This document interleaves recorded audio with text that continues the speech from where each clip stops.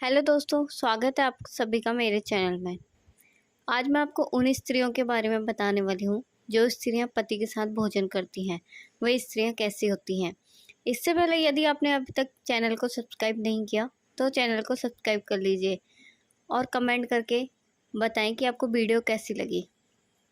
वैसे तो आजकल के जीवन में जितने भी लोग हैं वो सभी अपना एक आदर्श जीवन व्यतीत करना चाहते हैं। ऐसे में उनके भी अपने ऐसे बहुत से रिश्ते होते हैं जिनको लेकर वह अपनी सारी जिम्मेदारियों को निभाना चाहते हैं। अतः उनके लिए यह बहुत ही ज़्यादा ज़रूरी होता है कि उन सभी के लिए एक व्यक्ति के संबंध मधुर हों।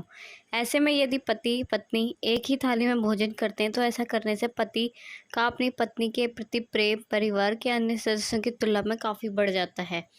ऐसे में आपको परिवार के अन्य सदस्य भी आपसे उतना ही प्रेम की अपेक्षा करने लगते हैं।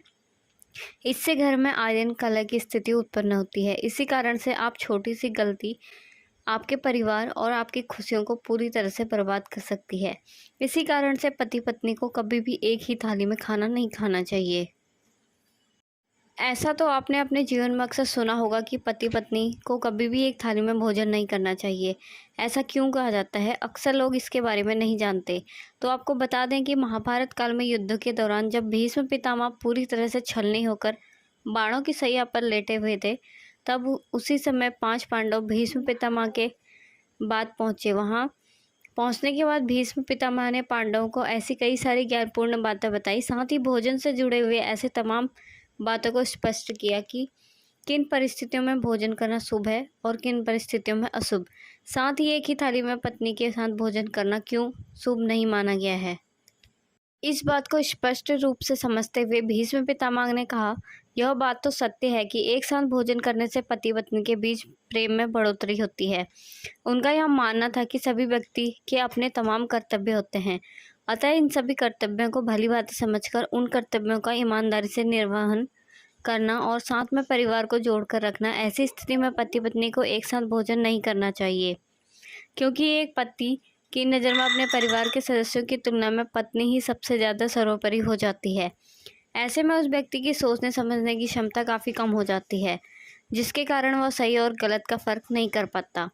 यदि पति पत्नी के प्रेम में सबसे ज़्यादा सर्वोपरि और महत्वपूर्ण बन जाए तो यह स्थिति कहीं न कहीं पारिवारिक कलह का कारण बनती है। सारी इन्हीं बातों को ध्यान में रखते हुए और अपने शादीशुदा दाम्पत्य जीवन को सुखी बनाने के लिए ही कभी भी एक थाली में पति पत्नी को भोजन नहीं करना चाहिए। हिंदू धर्म के अनुसार प्राचीन समय से लेकर अब तक पति को भगवान का दर्जा दिया जाता है। पुराने ज़माने की सभी महिलाएं आज भी अपने पति को भगवान का दर्जा देकर उन्हें पूजती हैं।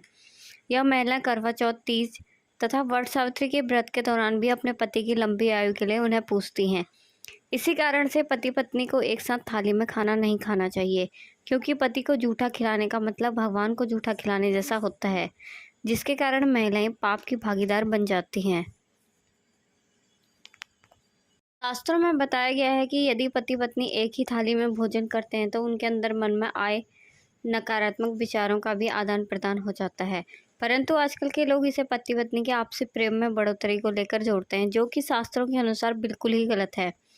प्राचीन समय के लोगों का अपनी संस्कृति का पूरी तरह से बचाए रखने में घर के बड़े बुजुर्गों का काफ़ी ज़्यादा सहयोग होता था। अक्सर गांव के सभी लोग अपनी संस्कृति को बचाए रखने के लिए पति पत्नी एक साथ एक थाली में भोजन कभी नहीं करते थे। अतः जब घर के सभी सदस्य खा लेते थे उसके बाद सारी औरतें भोजन ग्रहण करती थी, जिसके कारण उस समय के लोग अपनी संस्कृति को बचाने के साथ साथ अपने परिवार में बहुत सुख और चैन से जीवन जीकर एक दूसरे का साथ हमेशा देते थे। भीष्म पितामह के अनुसार कभी भी पति पत्नी को अकेले बैठकर भोजन नहीं करना चाहिए, बल्कि घर के सभी सदस्यों को मिलकर एक साथ भोजन करना चाहिए। ऐसा करने से परिवार के सदस्यों के बीच प्रेम में बढ़ोतरी होती है। साथ ही परिवार के सभी सदस्यों में एक दूसरे के लिए प्यार और समर्पण की भावना पैदा होती है। इसके अलावा परिवार की तरक्की होने के साथ साथ परिवार के सदस्यों का स्वास्थ्य भी हमेशा बेहतर बना रहता है।